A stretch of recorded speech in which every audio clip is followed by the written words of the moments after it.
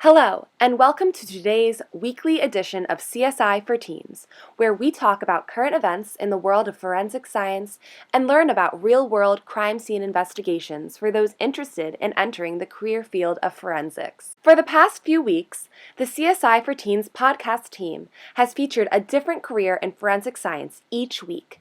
This week, you're going to learn about coroners. Teens, when you get older, do you want to work for your local community? Do you want to solve mysteries? How does this sound? You can be a doctor and a scientific detective at the same time if you are a coroner. Let's learn more. So, what is a coroner? Maybe you have watched the crime shows on TV with stars in your eyes and have heard of a medical examiner. Well, medical examiner and coroner are very similar titles and are often used interchangeably and synonymously. However, the two careers have clear differences. Coroners are usually elected and are not required to be physicians, although some are. Medical examiners are elected officials that must be certified in forensic pathology and have their doctorate. If an autopsy is needed and the coroner does not have his or her doctorate, they will consult with a medical examiner. A coroner's duties revolve around coordinating a plan for medical examiners, police officers, and scientists to determine if a criminal investigation is necessary in the case of an individual's death, since they are required to investigate all sudden, violent, traumatic, or unexpected deaths.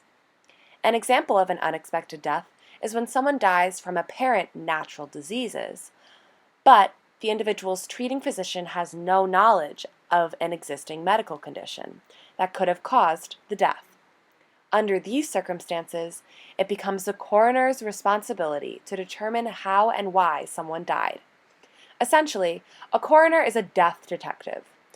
The coroner is also responsible for ensuring the individual's proper identity and that the family of the individual have been notified. Lastly, a coroner is often called to court to testify their findings if the death of someone is determined to be criminal. Of course, in order to complete these job tasks, science must be used. You might be wondering what specifically coroners do in the field of science. Let's say there is a reason to believe that a drug overdose may be the cause of death. A toxicologic analysis is performed with analytical chemistry techniques, using special kits that contain antibodies directed toward common drugs or poisons of abuse to help determine if these toxins are in the body. So, you will need chemistry skills in order to perform these types of tests and, most importantly, to correctly analyze the results. Also, biology skills will be needed in the case of performing autopsies, if your level of education permits this. Human anatomy and understanding how the body works allows coroners to determine how the body stopped working. Therefore, biology skills are needed in order to do the job of a coroner. Does this all sound really cool to you?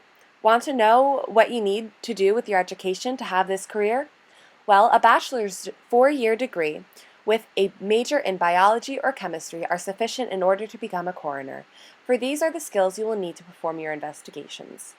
This degree can lead to a coroner career that makes an average salary of $65,000 a year. However, the greatest opportunities are available to those who have their medical degree. For then, coroners can perform tasks in line with those of a medical examiner or forensic pathologist. I reached out to a coroner in Chester County, Pennsylvania, local to the CSI for Teens headquarters. His name is Dr. Gordon Eck. Dr. Eck is the county coroner and has his medical degree. This means he can perform autopsies along with all of the other coroner responsibilities. Dr. Eck is employed by the state government. You can find Dr. Eck in the coroner's office in Westchester, PA, at crime scenes, in court, or at local medical centers like hospitals. He is an appointed government official and has held this title for 32 years. Well, there you have it, your featured career for this week, a coroner. I hope you have really enjoyed learning about this important profession. Thanks so much for tuning in to this week's edition of CSI for Teens podcast, which is now available on the go on our app. A special thanks to the following sources in the production of this episode.